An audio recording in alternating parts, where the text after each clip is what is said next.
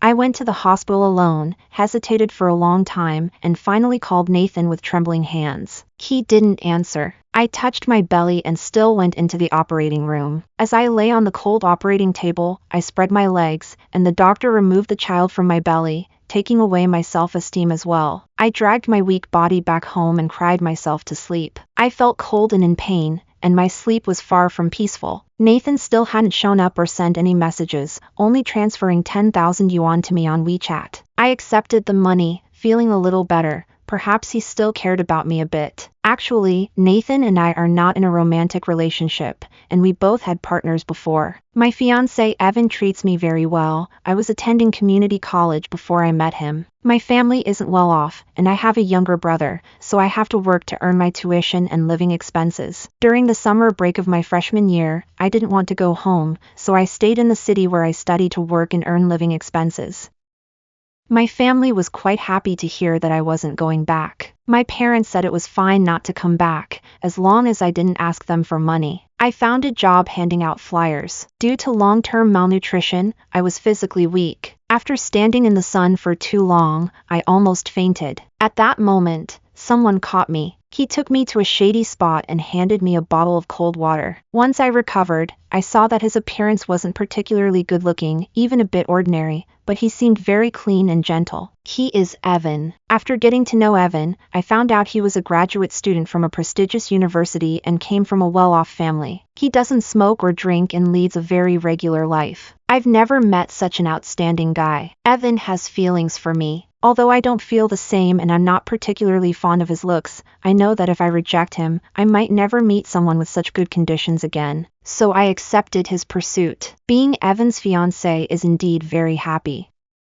He remembers all my preferences, and snacks are never lacking. He sends me red envelopes and gifts on time for every holiday. He doesn't want me to work for tuition and living expenses, so he voluntarily covers my tuition and living costs, often sending me red envelopes to express his feelings. After being with Evan, I started using high-end skincare and makeup products, and he would take me to the mall to buy beautifully crafted clothes, experiences I never had before. Before I met him, my most expensive skincare products were only a few dozen yuan, and I mostly bought my clothes online. Living with money is indeed different. This is a sense of satisfaction I've never felt throughout my life. The reason I chose to be with Evan was because of his good conditions, and he really did make my life better. I can't get along with my roommates. They all come from happy families, spoiled since childhood, have great personalities, and always take care of me. Logically, I should like them, but I feel their concern comes with sympathy, and their happiness feels like boasting.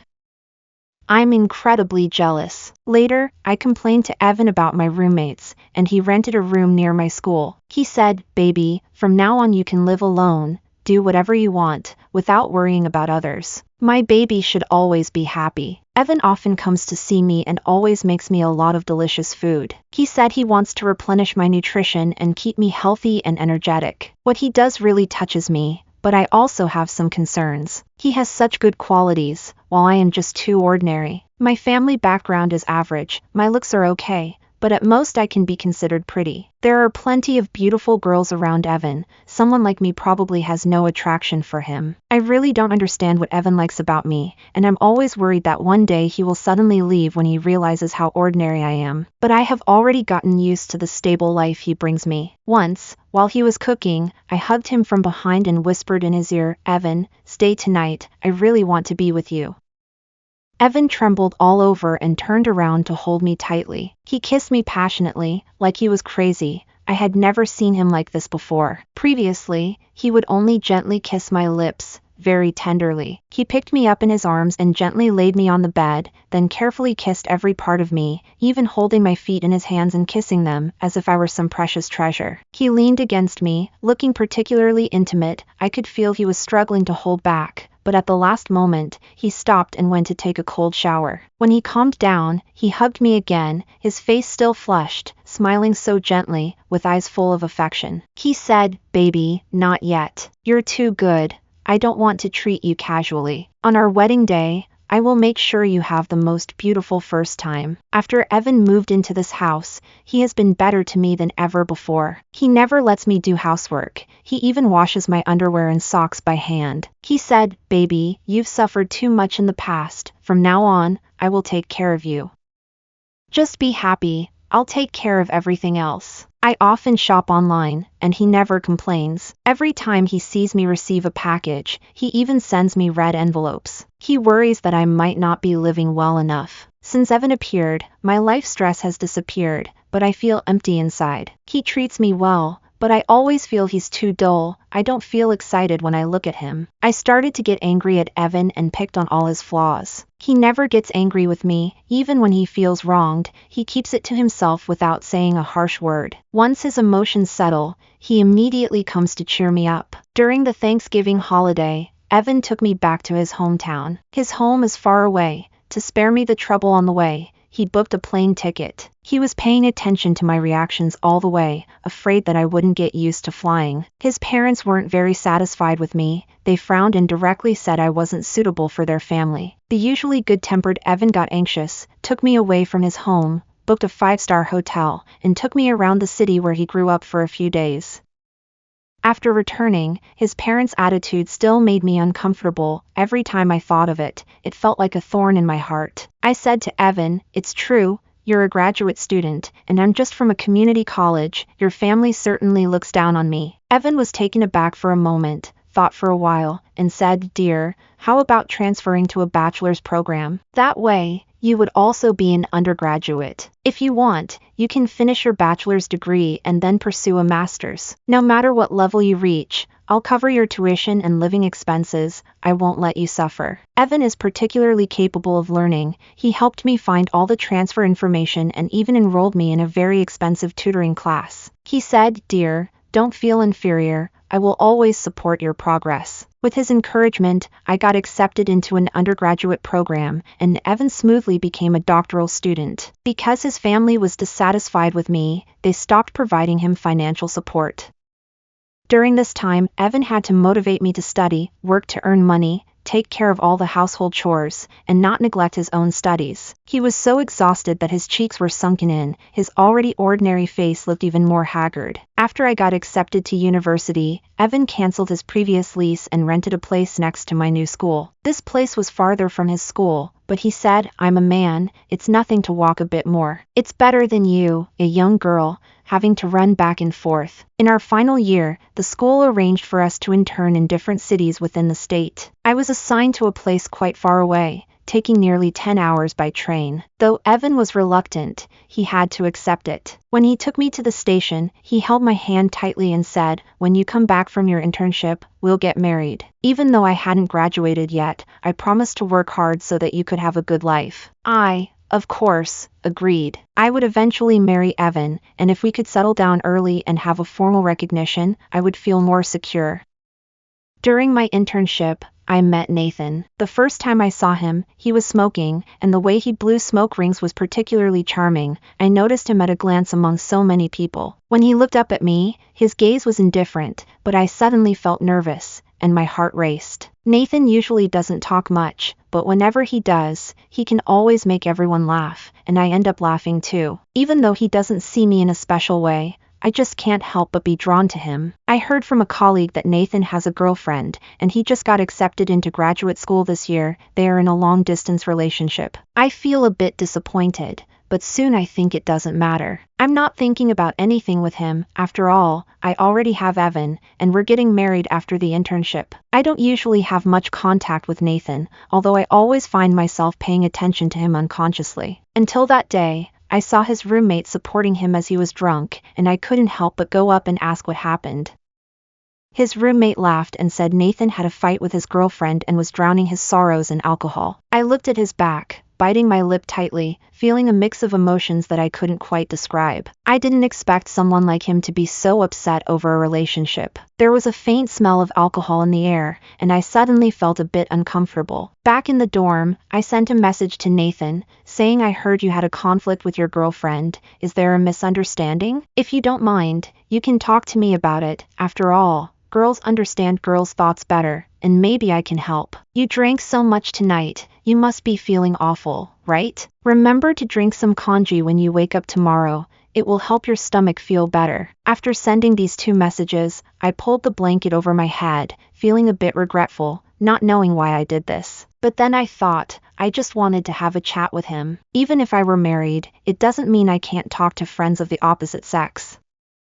Besides, I'm not married right now. Nathan hasn't replied to my messages. I guess he must be really drunk and possibly asleep, so I went to sleep as well. With my eyes closed, I couldn't help but think about how he would respond to my messages tomorrow. In the middle of the night, my phone suddenly vibrated next to me, waking me up. I picked it up and saw a series of voice messages from Nathan. I felt a warmth in my heart. Just as I was about to listen, my roommate was also awakened. I quickly apologized to her and hurriedly put my phone on silent. I put on my headphones to listen to Nathan's messages. He seems still half asleep, speaking with a bit of a slur, as if he has something in his mouth. His voice carries a sense of grievance, almost like he wants to cry. It was so quiet at night that his deep voice made something slowly rise within me in the darkness. Nathan is complaining about his girlfriend. He said he couldn't break away and wanted her to come see him. They haven't seen each other for a long time. It's been long distance since before her graduate school entrance exam.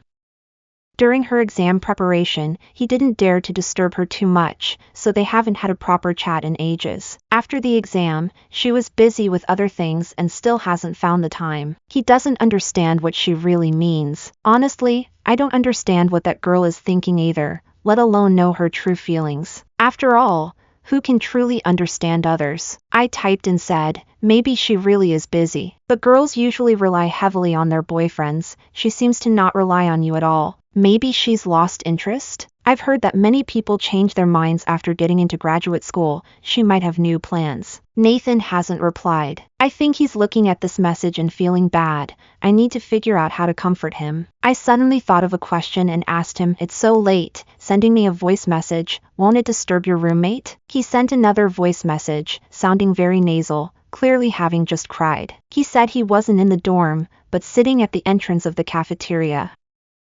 I thought for a moment, put on my clothes, and headed to the cafeteria. When I reached the entrance, I saw him curled up, sitting alone on the steps, like an unwanted dog. I went over and sat next to him, patting his back. He jumped in surprise, looked up at me, clearly not expecting me to come. We chatted a lot, from his girlfriend to annoying colleagues, and he also shared some funny work stories. We got along really well, and the conversation seemed endless. He suddenly asked, I'll treat you to a late-night snack. Are you coming? I wanted to go a bit, but felt conflicted. The main gate of the unit was closed, and the security guard must be asleep. How could we get out? You don't have to worry. Just follow me. I walked behind him, watching his broad back and long legs, feeling a hint of sweetness in my heart. It's just having a meal together. It shouldn't be a problem. He led me to a hole about half a person high, bent down, and crawled out. I'm a bit surprised. I've been here for so long and this is the first time I've discovered this hole.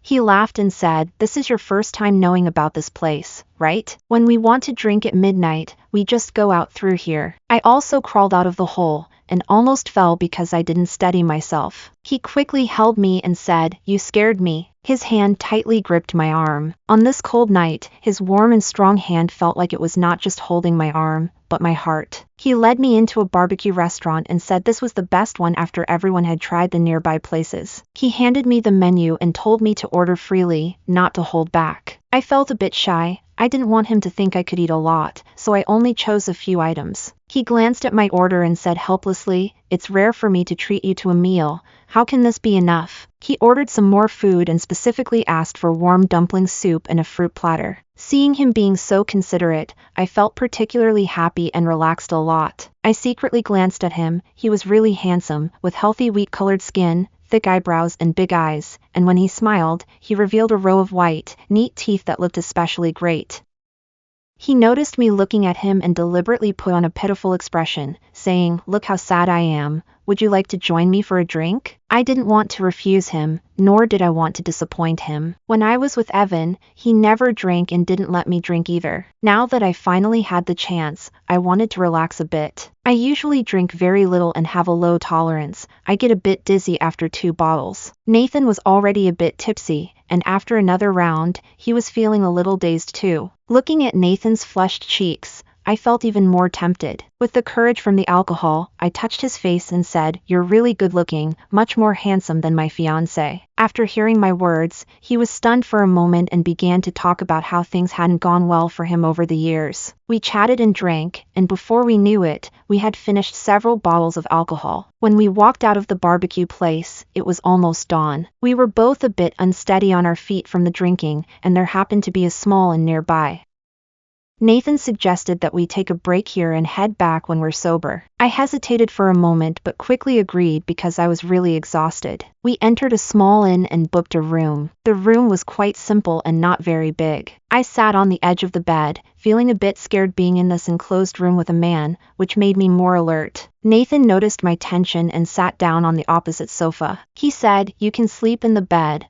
I'll just rest on the sofa." I relaxed a little and covered myself with the blanket to sleep. In a half dream, I felt someone lie down next to me, their hand roaming over my body, and I woke up suddenly. Nathan saw that I was awake and reached for my clothes. I struggled hard, but he pinned me down and whispered in my ear, "I'm just going to rub against you. I won't go in. Don't be afraid." He had a strong masculine scent, which made me a bit dazed, and I lost strength in my hands, letting him do as he pleased. He quickly took off all my clothes and began to rub against me. This feeling was very familiar. Evan used to be affectionate with me like this. But Evan is always gentle. He kisses my whole body, and if I feel uncomfortable, he immediately stops to ask me what's wrong. But Nathan doesn't care about my feelings at all. There are no soft comforts or tender words. He just starts directly. This sudden action caught me off guard, and I moved my body uncomfortably. My movement seemed to provoke Nathan instead, and his actions became more intense. I felt a bit scared and wanted to push him away, but it was already too late. A sharp pain hit me suddenly, and I felt like my whole being was being torn apart. I cried out in pain, but Nathan seemed not to hear, and instead, he became even more forceful, as if I were just an object for him to vent his frustrations on. His movements were particularly rough, and I felt no comfort at all, only endless pain. I cried out in pain, begging him to stop, but he held me down tightly until he was satisfied before he ended. Afterward, I curled up on the bed, holding my legs, and tears flowed uncontrollably. Nathan still ignored me. He got dressed, lit a cigarette, and sat on the sofa to smoke. I cried as I looked at the striking red spot on the white sheet, my heart filled with regret. I don't know how to face Evan. We're about to get married, but I had an affair with Nathan. I think I'll just pretend it never happened. As long as Nathan and I don't say anything, Evan won't find out. He's in another city. How could he possibly discover what happened here? But when I saw those white spots on the red, my heart sank. Nathan didn't use any protection, and my mind went blank. I could hardly breathe. I grabbed the pillow from the bed and threw it at Nathan with all my strength. He didn't dodge or say anything, just looked at me coldly, his eyes devoid of any emotion, just like when I first met him. Feeling guilty towards Evan, I have been especially sweet to him these past 2 months, showering him with compliments every day. Evan noticed my change and was incredibly happy, but also a bit worried. He asked if I was in trouble or if someone was bullying me, telling me to let him know, and he'd help me solve everything. I can't let Evan know about these things. It's best to keep it hidden from him forever. When he asked, I just said I missed him and didn't mention anything else. Evan felt particularly guilty after hearing that. He said he is currently tied up with important matters and cannot come to see me for the time being, so he sent me more money to allow me to go out with friends to relax. He advised me to use the best things and not to shortchange myself. Listening to him ramble on about his recent situation, this thoughtfulness made me even more reluctant to look at him. Evan shares his daily life with me every day and actively tells me when he meets new female friends. He said he didn't want me to be upset because of a misunderstanding. He mentioned that his mentor has a new female graduate student, but I didn't pay much attention because all my focus was on my own stomach. These past 2 months have been filled with anxiety, and I pray every day that nothing unexpected happens. But fate did not help me. When the intense nausea hit, I knew I was finished.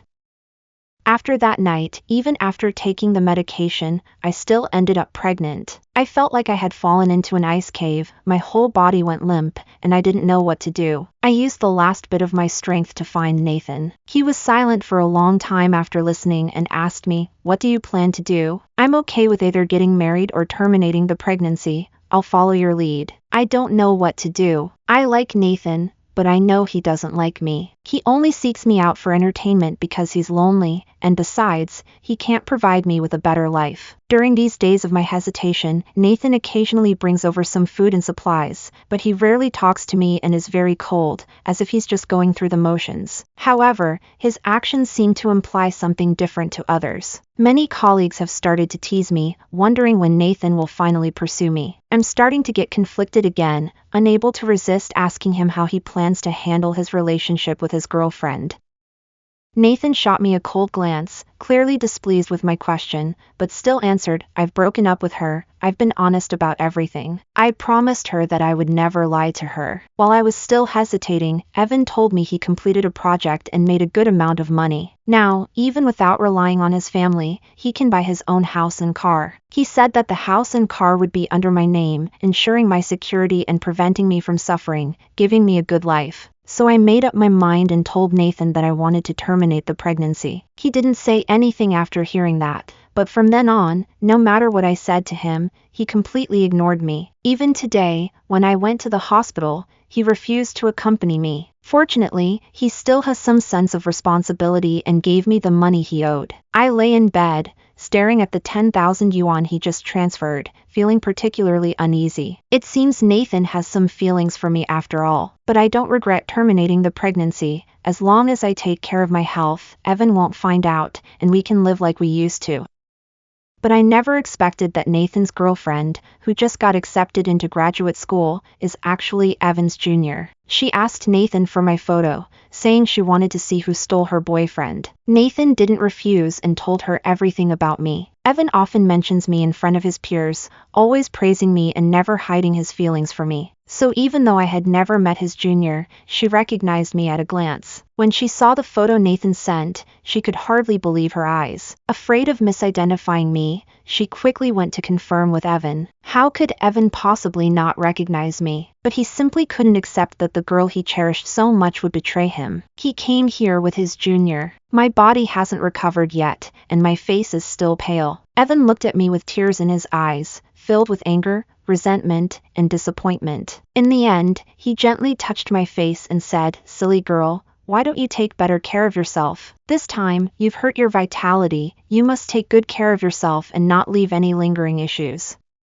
When I'm not around, you need to learn to take care of yourself." When I was with Evan, I never worried about money. He always gave me plenty, and I never learned to save. I spent it all recklessly. Anyway, I knew he would give me more once I ran out. Now that he doesn't give me money anymore, my life has become tight again, just like before I met him. I was desperate to contact him, wanting to say nice things to show him I was wrong, but he blocked all my contact methods, and I couldn't find him at all. I went to his school a few times, but I never ran into Evan. It felt like he was deliberately avoiding me. My health was already poor, and after all this, I completely fell apart. I felt weak and limp, so I had to call Nathan. He took me to the hospital, and the doctor said I was particularly weak and needed medication to recuperate. I need to pay attention to my diet, absolutely cannot catch a chill, and must avoid cold water. Nathan paid the medical expenses and even transferred 2,000 yuan to me for food, then turned around to leave. I stopped him, feeling a bit embarrassed, but I mustered the courage to ask, "Could you help me wash some clothes that can't be machine washed?" The doctor said I can't touch cold water. Once I'm better, I won't trouble you anymore. Nathan glanced at me, his expression a bit strange. I always felt there was a hint of mockery in his eyes. Without much thought, he refused coldly, saying he had already taken care of his responsibilities. If there are further issues requiring a hospital visit, I'll pay for the medical expenses. As for everything else, I won't get involved. My face suddenly turned pale. In the past, Evan always took the initiative to help me with laundry, and now I just hoped Nathan could lend a hand while I recovered. Why was he so unwilling? After the internship ended, I returned to school. Since Evan terminated his lease, I had no place to stay. I wanted to go back to the dorm, but it was full, so I had to rent a place off campus. My money was running low, and after paying the rent, I wouldn't have enough to live on.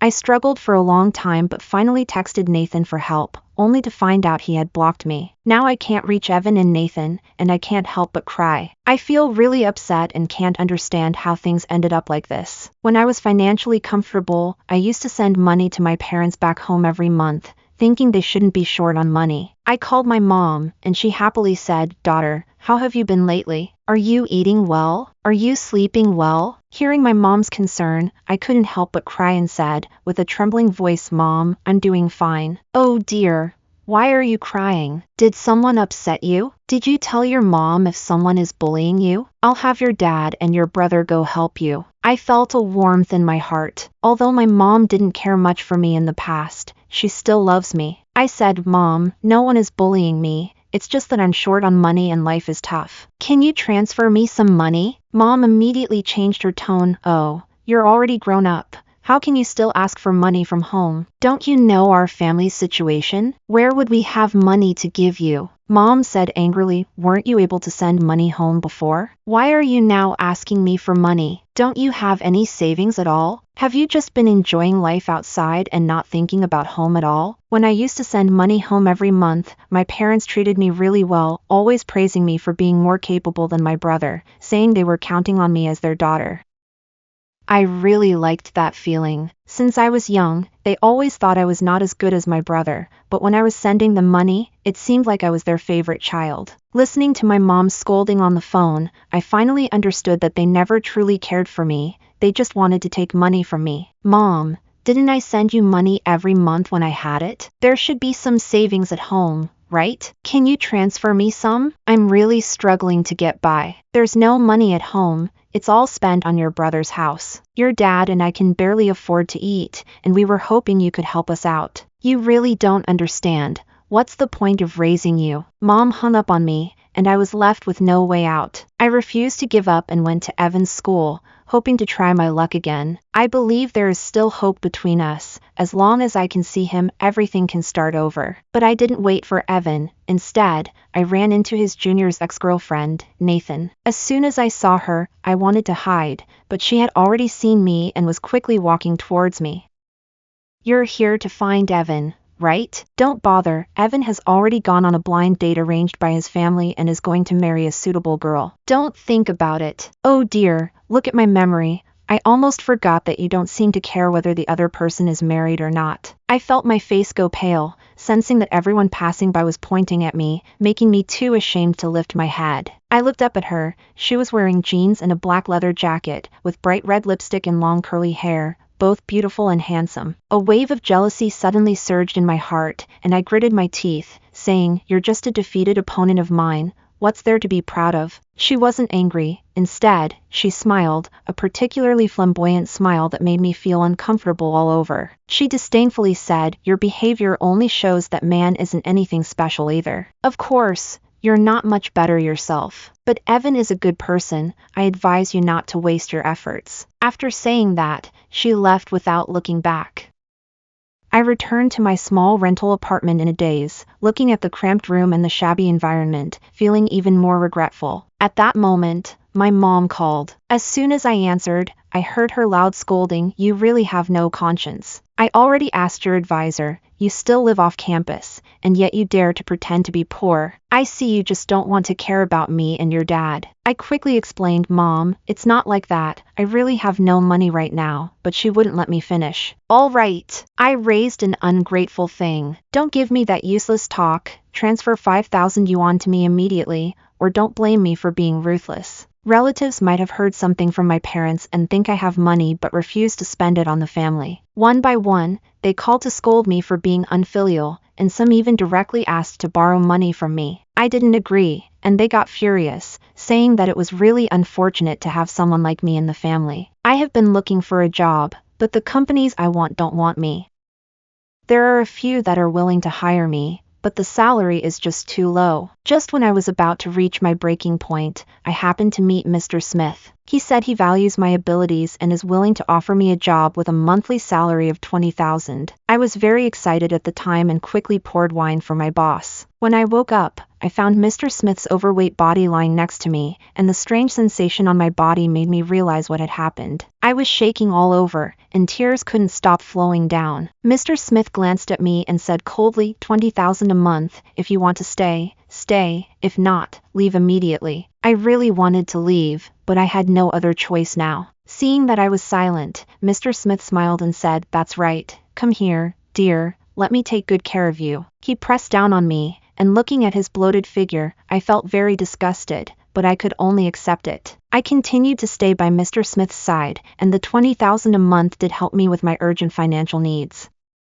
Although I wanted to leave him, I had to play along with him for now. One day, Mr. Smith took me to a clothing store. I was browsing disinterestedly when unexpectedly I ran into Evan, who was with a woman. The woman was plain looking but seemed very gentle. I stared at Evan, my lips trembling slightly, wanting to say something. Evan was also surprised to see me. He whispered a few words to the woman next to him and then looked up at me, seemingly about to speak. At this moment, a large hand rested on my waist. "Is this your friend, darling?" Mr. Smith retracted his arm and coldly stared at Evan. Evan looked at Mr. Smith in surprise, then at me, smiling and shaking his head, saying he didn't know me, just that this lady was blocking our way. "Please move aside." I turned pale, watching Evan walk past me. I knew in my heart that he was smart enough to have figured out what I had done. I also understood that he would never forgive me again.